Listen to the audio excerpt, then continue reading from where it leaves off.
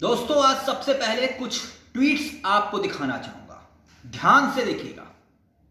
एक एक करके अब ये ट्वीट्स आपकी स्क्रीन पर आएंगे और इन ट्वीट्स में एक कहानी छिपी है।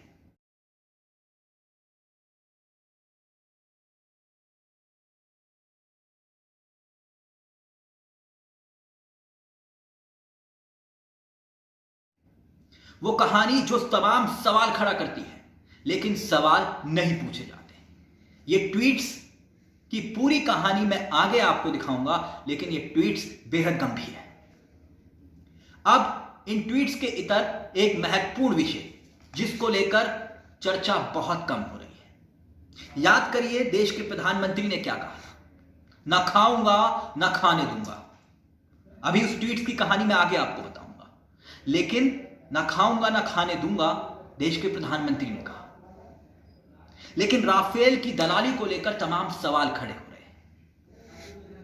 जो खुलासे का जिक्र किया जा रहा है, क्या वो संकेत नहीं देता कि इस पूरे मामले की जांच होनी चाहिए?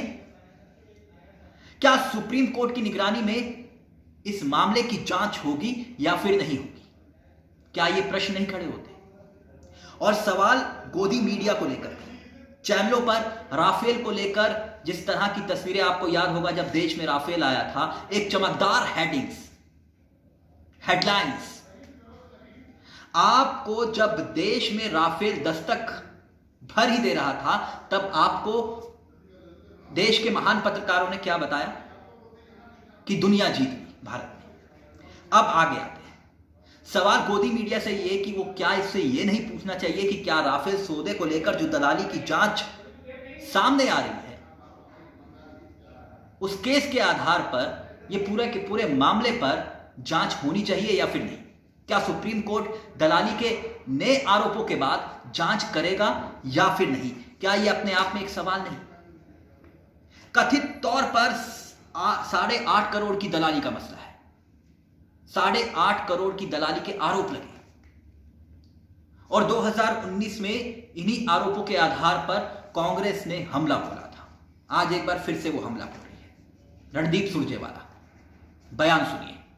देश के सबसे बड़े रक्षा सौदे में कमीशनखोरी और बिचौलियों की मौजूदगी और रिश्वतखोरी के इल्जामात की पूरी निष्पक्ष जांच नहीं होनी चाहिए, ताकि दूध का दूध पानी का पानी सामने आए कि किसने पैसा लिया, कितना पैसा लिया, कैसे लिया और वो पैसा कहां गया। और आखिरी सवाल, क्या प्रधानमंत्री अब देश को जवाब देंगे? अभी दो और खुलासे का जिक्र किया जा रहा है। यह बयान रणदीप सुरजेवाला का था, लेकिन अभी दो और खुलासों का जिक्र किया जा रहा है और कहा जा रहा है कि तीसरा खुलासा सबसे महत्वपूर्ण होगा। अब उस खुलासे में क्या है यह मालूम नहीं, लेकिन भारतीय जिस बिचौलिए को पेमेंट का जिक्र किया जा रहा है, उस विषय को लेकर तमाम सवाल खड़े होने चाहिए। लेकिन इस वक्त पश्चिम बंगाल सबसे बड़ा मुद्दा है, राफेल नहीं। अब आगे बढ़ते हैं। मैंने ट्वीट्स का जिक्र किया था शुरू में, वो ट्वीट्स एक बार फिर से मैं आपको दिखाता हूं। ये ट्वीट्स जो आप देख रहे हैं, ये ट्वीट्स दरअसल छत्तीसगढ़ में जो हमला हुआ उसके बाद और उससे पहले के ट्वीट्स हैं। देश के गृह मंत्री के ट्वीट्स हैं, प्रधानमंत्री के ट्वीट्स हैं। अब मैं कुछ दौर पहले आपको लेता था। वो दौर था जब गृह मंत्री जिम्मेदार होते थे ऐसी घटनाओं के लिए। याद होगा आपको शिवराज पाटिल का दौर, जब नैतिकता के आधार पर ऐसे हमलों के लेकर जो है इस्तीफे की मांगे होती थी। लेकिन आज नहीं होती। आज गृह मंत्री जिम्मेदार नहीं होते। देश बेचैन होता है और सियासत राजनीति में व्यस्त होती है। ये ट्वीट्स वो बताते हैं। अब आगे मैं आपको एक एक करके वो ट्वीट्स का पूरा निचोड़ बताऊंगा, जिसे देखकर आप भी हैरान हो जाएंगे। जो आंखों पर पर्दा हमारे डाल दिया जाता है, उससे मैं हटाने का प्रयास करूंगा। 22 जवान शहीद होते हैं जब देश के गृह मंत्री, देश के प्रधानमंत्री चुनावी सियासत में व्यस्त होते हैं। और उसके बाद यह जिक्र मैं इसलिए कर रहा हूं क्योंकि शाम 5 बज के, आपको याद होगा, 21 मिनट के आसपास यह सूचना मिलती है कि बीजापुर में 3 अप्रैल दोपहर को नक्सली हमला हो गया। और फिर उसके बाद क्या होता है, किस तरह से यह बात सामने आती है कि यह नक्सली हमला हुआ और रैलियां रुकती नहीं है, रोड शो रुकते नहीं है, थमते नहीं है, वो चलते रहते हैं। जब देश बेचैन था तब उस वक्त का मैं जिक्र कर रहा हूं जब यह नक्सली हमला हुआ था।